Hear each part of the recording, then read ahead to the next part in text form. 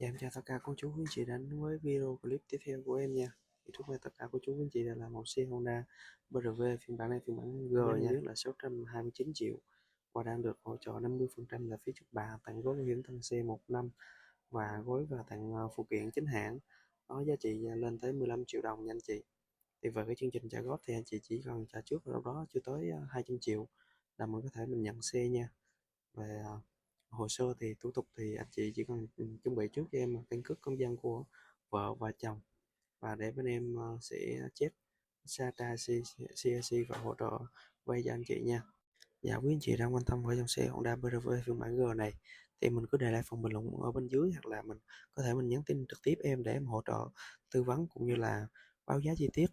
Và anh chị nào muốn lái thử thì em sẽ có hỗ trợ lái thử tận nhà cho tất cả quý anh chị, để mấy anh chị mình tham khảo, mình lựa chọn và cân nhắc cái dòng xe nó phù hợp với gia đình mình nhất nha. Dạ rồi, em cảm ơn tất cả quý anh chị đã xem hết video clip.